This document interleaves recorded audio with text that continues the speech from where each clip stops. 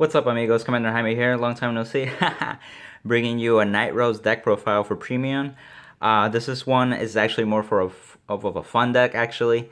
So one of the things that I wanted to do was actually somehow come up with a way to have a second strike Megiddo turn.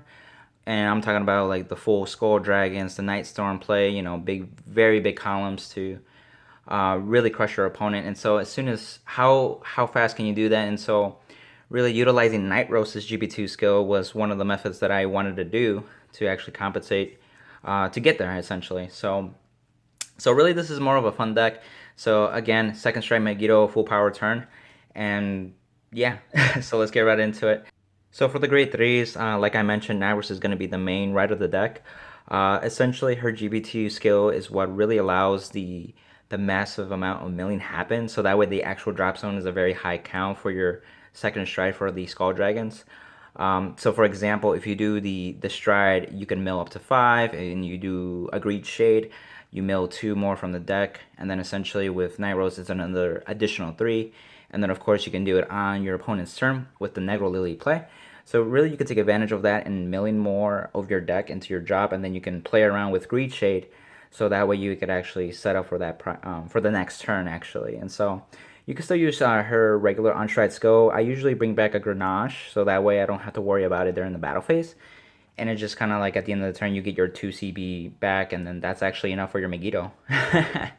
And so, of course, we have the Skull Dragons because obviously we want to see them as soon as possible. You'll be dumping these with Obadiah, so that's the main guy that's really going to just crush your opponent. And of course, Night Storms, you can play 1. I play 2 just in case 1 got into the damage zone. There is a play where essentially if you need to do the turn and you only have access to 3, like for example, if you have 1 Skull Dragon in the drop zone, then maybe you want to bring back a second Night Storm if you have the extra CB, or you end up using a different beater. But so there's definitely plays of uses of 2 Night Storms. Just having it there, just having access, so that way you can go all out. So for the grade 2 lineup, obviously I went the route with Ruin Shade and Greed Shade at 4. For Greed Shade, you want to see him. One thing that I will mention is he has an interaction with Nightrose and your Negro Lily play. So for example, on your turn, you'll use his skill, and then if he's still on the field, which he more than likely will be, on your opponent's turn when they actually attack, you can G-guard, so that way you could actually meet the requirement for Megiddo. But not only that, but you can pop the Greed Shade, bring it back with Nightrose, and use the rearguard skill to actually mill 2 more cards, discard a card, and grab another card from your job. So essentially, you want to use your Greed Shade on first stride to grab a heal trigger, and then during your opponent's turn, you grab the copy of the Vanguard, which more than likely will be Nightrose, but it could be Skull Dragon or worst case scenario, Nightstorm. But either way is fine. But really, what you want to do is just set up for that guarantee ultimate stride, essentially. And then if you already have those copies, then you can just kind of play around with your hand, see what you need, more defensive plays or all that kind of stuff. So Greed Shade is really good, and in the early game, he can go off in the early game too, helping you, also making sure you get this card. Like if you're milling, especially with Ruin Shade, you can grab Nightrose from the drop if you don't have it, instead of riding like a Night Storm or a Skull Dragon. So it kind of helps also fix up your grade 3 ride, essentially. And then, of course, since his skills are non-GB, he's pretty good in early game. And if you have 10 cards or more, he's just a little beater in the early game as well, which is appreciated too. And it helps on the first stride Obadiah too, because he gives it a +5, and then his additional +5 makes him a 19k beater. And if you have the booster, let's say Grenache, if Grenache is brought back with Nightrose's stride skill, then it's a 7k booster, making it a 26k. So it's a decent sized beater column essentially that is still putting some kind of threat essentially. And so really what Ruin Shade is there is to help accelerate that too. Not only that, it's good for the early game because since it can get +4, it becomes a 13k beater, so it's going to get over Vanguards that are like even they're 12k, 13k base. So it's just a 1 card beater in that sense, but it's also setting you up for your drop zone. And then of course, Greed Shade can actually take advantage of whatever Ruin Shade dumps in later on essentially. And so the Ghost Ship, I played 2. I tried 1. I wanted to see it enough to the point if 1 got stuck in the damage zone, I still got another copy left. Really what it is there for, it's a beater and a draw, right? So It's non-CB related, so it saves you a counter blast, so you don't have to rely on the Cannoneer, for example, and you get a draw at sense. And so since it's 15k beater plus 9, that makes it 24k. So you can just like first try bring these two and just kind of get a draw and then set up your hand, and it just helps have some advantage in your hand, so you could actually still live. Because some decks are actually more aggressive on first try, so you want to make sure that you live on their first try, so you could actually come back to your turn and finish them off with a Megiddo turn, essentially. And then of course, Cannoneer is good for like if you need to get rid of a rear guard, or if you want to just leave it on board too. If you need to do the Negro Lily play and against a certain matchup that sometimes may come up. Honestly, one is just enough. You can replace the King Serpent here with a second Cannoneer or a different card. It's really up to you. The King Serpent is a new addition. Really, it's therefore for certain cases where you can use the counter charge on demand at that point. And sometimes the Soul Charge does come up because I do play the original Dancing Cutlass and some of the other cards that do require Soul, like the G-Guard Negro Nora, so that may come up as well. And so it kind of helps with managing the Soul a little bit with that too. So yeah, once in a while you may have to go into Gauche, but it doesn't really come up because we used to do the Strides Go, get King Serpent, then Gauche, get the rest of the board and fill up that way.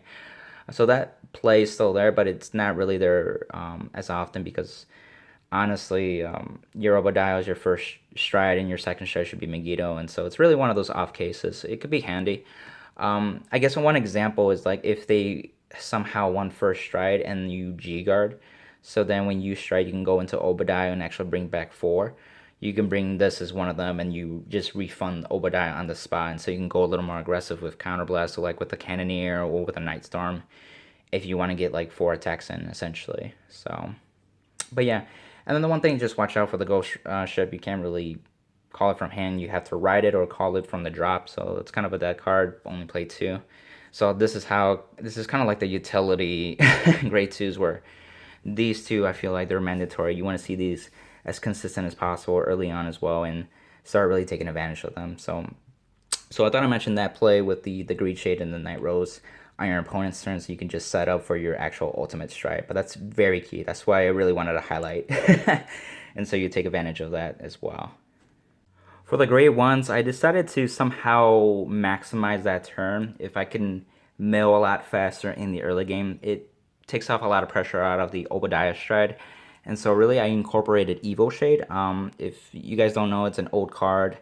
It actually was played in the grade 1 7 Seas build before, just to help with making numbers, but it also milled to get your pieces in. And so essentially when it boosts the Vanguard, essentially it gets power plus 4, so it's a 10k booster, and you get to mill 2 as the cost really. But really it's there for the the accelerated mill, but it also gives you power, so that way when you ride grade 1, let's say a Bale for example, and you have Evil Shade right behind it, it's a 17k column as the Vanguard, and so your opponent's going to have a harder time guarding that early on, and so you can get some of that damage in early, because ultimately if you can before your Megiddo turn, you want your opponent about 4 damage, 5 ideally, sometimes maybe 3 if they have a small hand, but you just don't know if they get any heal triggers or any triggers at all that can weaken your Megiddo turn. And so if you can push that damage harder by your second strike, that's much easier to finish your opponent off. So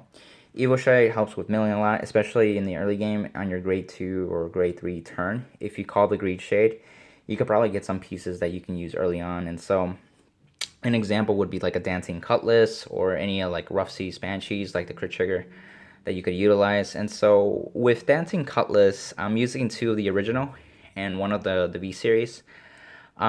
Really these are more for just to help with drawing a card and then soul blasting stuff into the drop. So when you first try, it used to be Gauche, right? And so you would soul blast those cards and you would have access to those.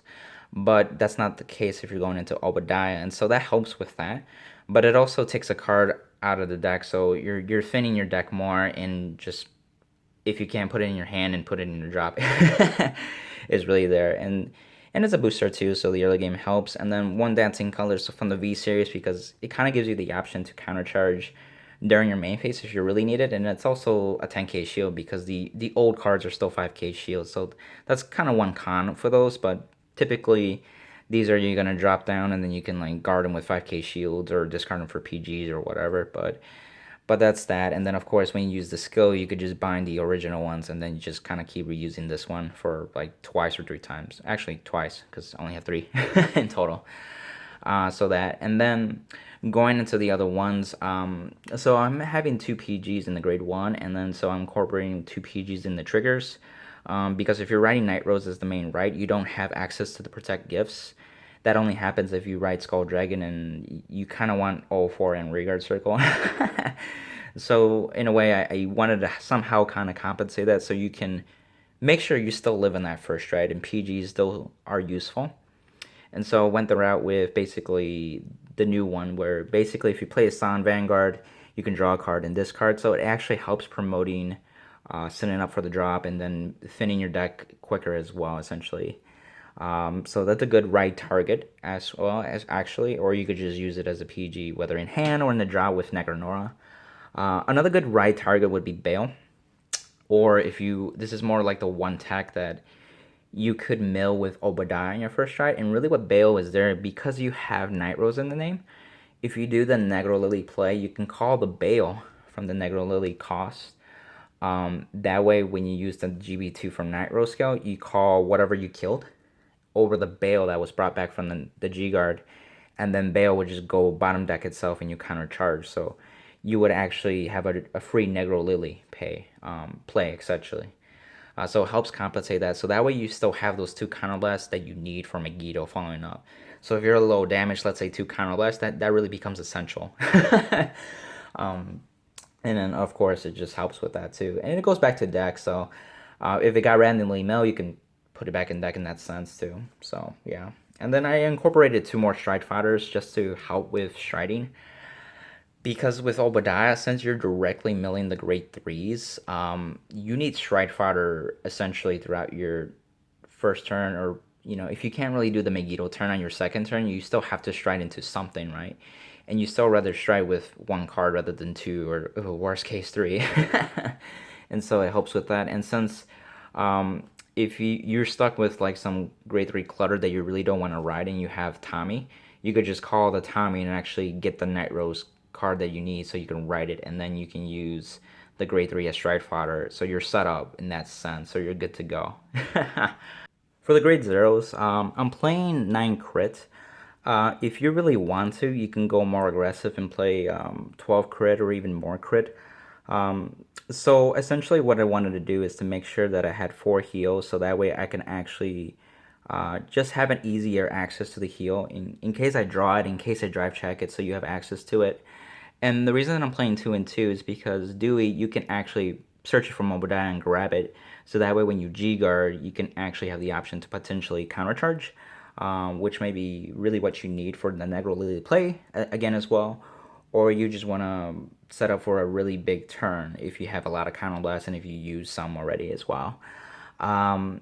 Still, the V-Series are handy. Sometimes you may have to guard early on. The 20k does come in handy in that case. Or if you're facing Mega Colony, the Gridora stride doesn't let you stride, or not stride, G guard because of the restriction, so you can actually just guard like that with the 20k, which is much more appreciative. And then of course Negranora, you can call this to the Guardian Circle, and it's just bigger shield too as well. With the crits for Rough Seas and for the Wild Seas Banshee, you want the crits to go in Soul. It's easier with the Rough Seas because you can do that early on as well, and so that helps feed for Cutlass. You're digging deeper into your deck as well, and so you can just kind of utilize that to help you accelerate quickly.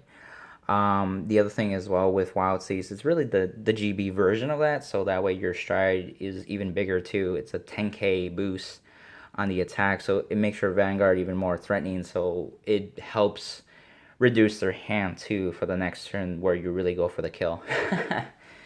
And then essentially I just added the 9th crate where I could just kind of like fit that room. With the PGs, they're obviously draw triggers, so it can go either way. It's nice when you damage check them, and then it's nice when you drive check them. But if you're running low on deck, that's something to be aware. Is it a problem? Probably not really for the majority of the time, but it can be. But obviously, the majority of the time, it's gonna be probably fine. If you really want to, you can mill it as well. It's like, well, I got all my pieces. Maybe I should get a PG in the drop or something, and you can mill the draw trigger if you really just don't want to drive check it or damage check it just in case. If that was the case, if your deck's low, essentially. Again, you can also call it with the Negra Nora play, so you can perfect guard with a G guard, a G Guardian essentially. And then the one of Mick.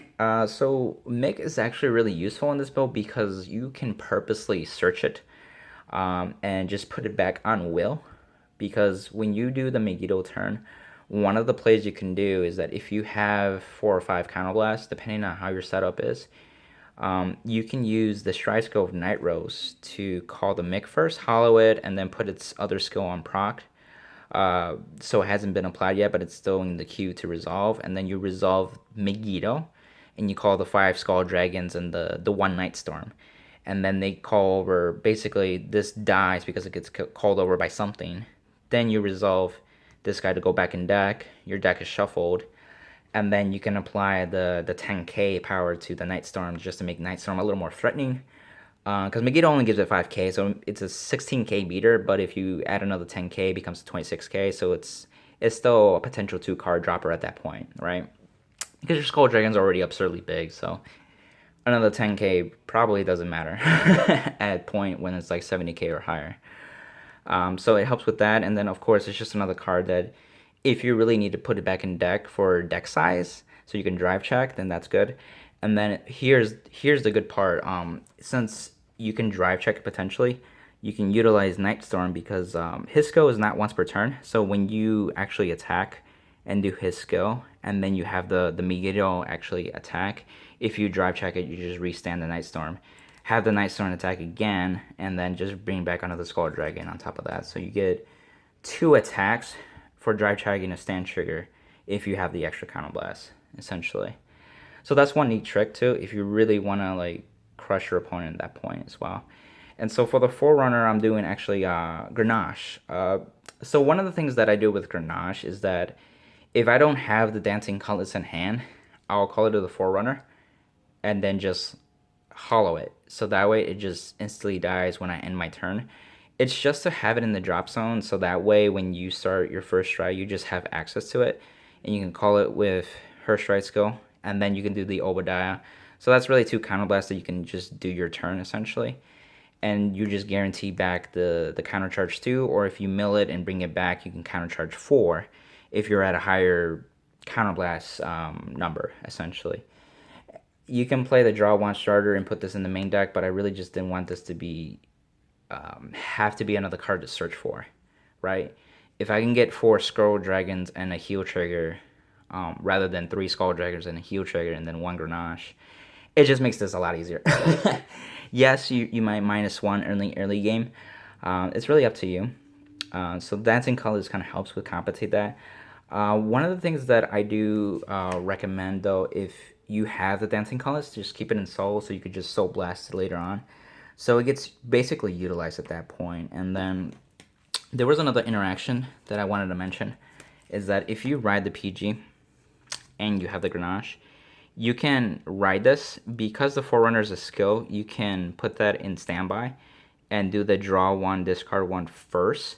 Because what if you do get a Dancing Cutlass?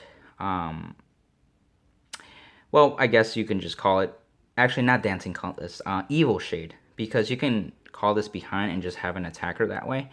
But if you draw into an Evil Shade, then you can call this to the side, maybe on the top. And then that way you can just call the Evil Shade that you just draw from this skill. And then actually get the 17k and mill 2 more cards. So that turn becomes a little bit better is what I'm saying. But because that's a skill and the Forerunner is also a skill, if you don't have the Evil Shade and you draw it from his skill, then you can have the option to like, oh, I'll just put Grenache on the side rather than behind the Vanguard, and then just call the Evil Shade because he has to boost the Vanguard. So that's one key thing. It's very subtle, but yeah, it's helpful. Onto the strides. So obviously, like I said, Obadiah is going to be your main one. I just put three just in case. I doubt that the game really goes long, especially since you're excessively milling. But if you're in a situation where you still have a good amount of deck and you're not really milling as much in the beginning, you might need the third Obadiah. But really, you just need maybe two most of the time. Maybe just really one, because you're gonna second straight the Megiddo essentially and just go for the win at that point. Really, the other strides are kind of like case by case. If you're fighting against a deck that you really need to make sure your field dies, the crit sometimes comes in handy, but that's when you have call three or more. If you have Gauche, really that's more of like if you have a massive soul that you built, but you haven't seen any Dancing Cutlass, and it just makes more sense to shred him rather than Obadiah or something, just depending on the matchup or the scenario. He's still there. And then, of course, you can tie that in with Nightrose if you have a King Serpent to help fuel that Gauche skill as well, just to get an extra card, essentially. The Negrosanga is there just in case if you need to do the Negrosanga play. Honestly, you could probably switch that for a Sabriz and maybe another card, or it could be even a G Guard. So it's really up to you. The GBA is there just in case as well. I haven't really gotten into the GBA with this build, but it can come up, and it's a free card too when you stride it. So that's that. But really, primary, you're gonna focus on Obadiah and Megiddo. So that's really it.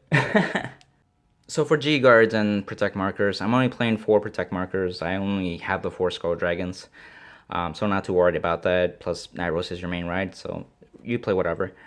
G guards, 1 Negro Lily for sure, because you can do that play like I mentioned a couple times already. Really good for that utility. Cannoneer, the Bale play, or the Greed Shade play, whatever you need, you just have it there. The Mick play, where you can buff up your Vanguard by 10k, probably isn't really coming up, especially since triggers, like the V series triggers are like 10k. It's almost irrelevant, right?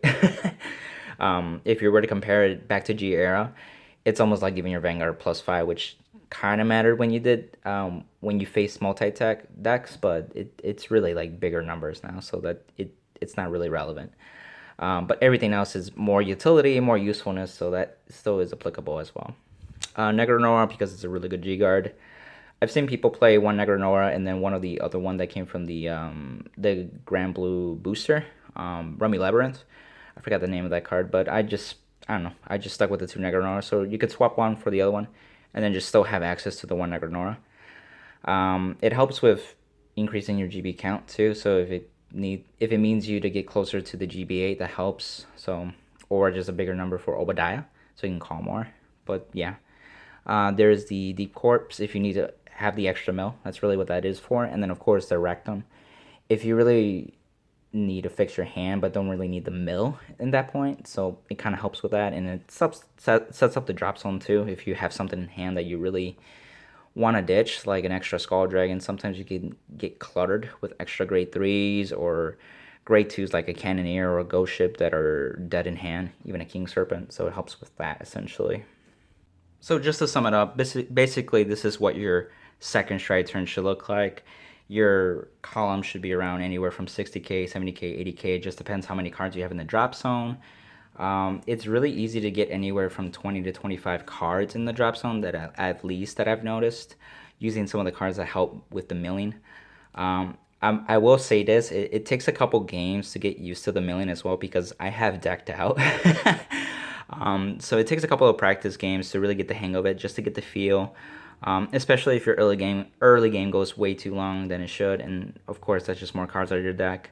If you're taking damage and you're healing, it's just things that you kind of just learn as you play. But ideally, you just want to end up like this, where you just pay the 2 Counterblasts, and if you have a 3rd Counterblast, then you can use Nightstorm. And then the more Counterblasts, the more you can do, as well as cards with like Mick and any other cards that really help. But the one thing that I will say is that because you're selectively milling, you're filtering as well, so you're more than likely to get really good drive checks on this turn as well, and even in your first stride. The one thing that would help with the first stride is, like I mentioned, some cards like the Ghost Ship, where they're like a beater, because you can only call 2 if you first stride with Obadiah, so having a Ghost Ship and then the Greed Shade, you kind of have a decent column with the Greed Shade, and then you have a beater with the Ghost Ship, and then get a draw at that sense. with minimal effort, essentially, with the counterblast as well. And so you put some pressure, you put your opponent to 4 or 5 ideally, second strike into this bad boy, and just go ham. That's really what that is. So yeah. Anyway, that's really it, guys. So this is more of a fun deck, but if you guys want to make this competitive, go ahead, just take it from here. Take this as a rough draft, as to say, and see if it helps out and maybe win a tournament or something like that. So I hope this was helpful. This is a fun deck for sure. After a while, it probably will get boring because that's all you do. You just kind of go for that turn. So you could always just mix up your grade 3s with some of the cards and other grade 2s just to make it a little more fun. It's really up to you. But yeah. And I might get asked in the comments, so I'll say it now. Yeah, so I actually got married this weekend, and so this is my wedding band. It's a real ring. It's 10K gold. I got it customized, as you can see, the Triforce symbol and the Triforce with the wings, essentially, and then, of course, the emeralds on it. It's just something that I really liked, and I wanted to get a ring for myself, so I figured people might ask. So yeah, I got married, so things happen, right? It's awesome, bros.